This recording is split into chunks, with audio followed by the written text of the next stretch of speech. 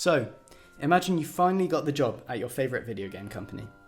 Congratulations! A job that makes a difference. Your first task is to figure out what civilization in Civ 6 should be represented by what leader. For most countries, it's a rather straightforward job to do. You can easily tell their abilities and how they should be played in a usual standard game. England with Victoria? Easy. Colonization. Mongolia with Genghis Khan? Horses and warfare. India with Gandhi? Obviously. Religion and nukes. It works well for most civilizations. However, there is one civ whose most famous leaders aren't exactly the best role models. You have a warmongering maniac with mother issues, an elitist enabler, or quite frankly, the biggest monster in European history. And then you have Otto von Bismarck, but he already led the Germans in Civ 3, 4 and 5, and you do want some new faces. So it seems kind of difficult to pick a leader from the nation's 150-year history who isn't completely dull and unknown, or completely offensive one way or another. Enter Frederick Barbarossa.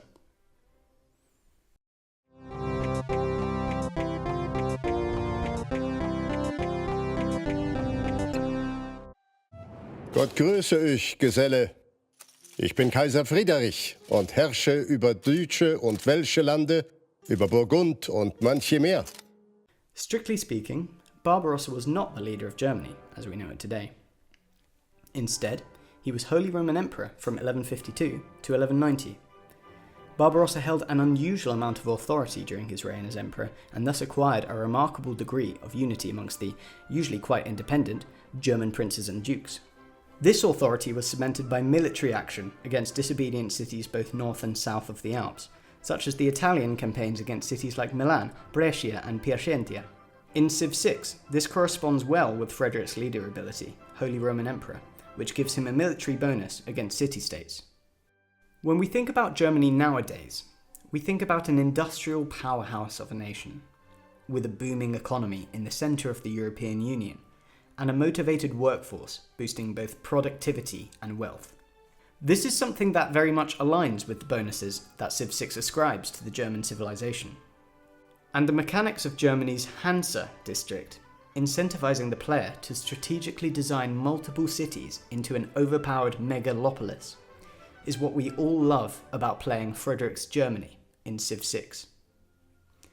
This unique German industrial zone acquires major adjacency bonuses, not only from aqueducts, dams and canals, but also from commercial hubs and resources.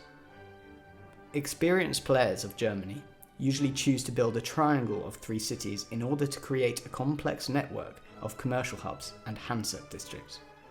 Ideally, this should be built around an extensive river system to enable the player to build aqueducts and dams, optimize the commercial hub's adjacency bonus, and allow placement of the Ruhr Valley, a world wonder very well suited to the theme of German factories and industrial prowess. Using this technique, you end up with incredible adjacency bonuses, and such a productive city will help you achieve that sweet, sweet science victory. But how does this representation of Germany as an industrial powerhouse hold up to Germany's actual reputation throughout history? Well, it's complicated. As you might be aware, for long stretches of contemporary history, Germany has been seen as an expansionist, militaristic aggressor. Don't mention the war. I mentioned it once, but I think I got away with it all right. This was so prevalent even until the 1990s, that when Chancellor Helmut Kohl sought to reunify Germany at the end of the Cold War, an unlikely alliance of European leaders came together to oppose his efforts.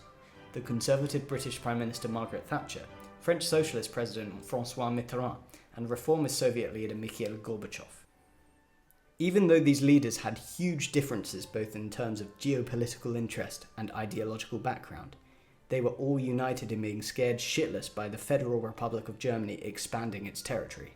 No, no, no.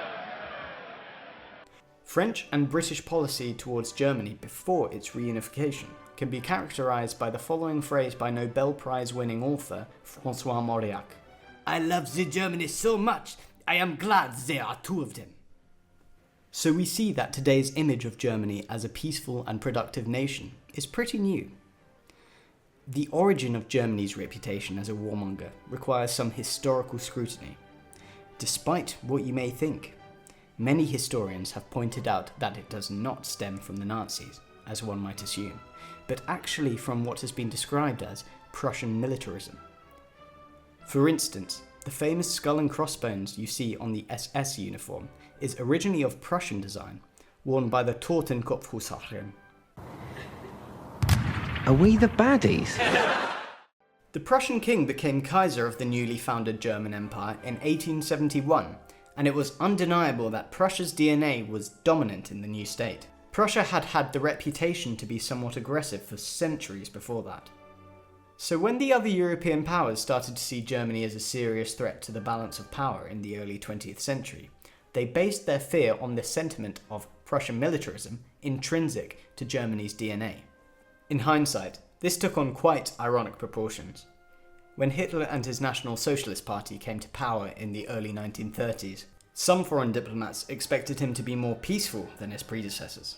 This is because the Nazis had originated in southern Germany, Hitler himself was Austrian, and thus represented a break with Germany's Prussia-dominated leadership of the past.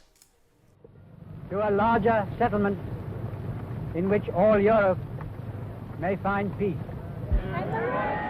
Along with its notoriety for industrial prowess, Germany's militaristic reputation is actually portrayed in the aforementioned leaderability of Barbarossa, not only giving him a boost against city-states, but also an additional military policy card.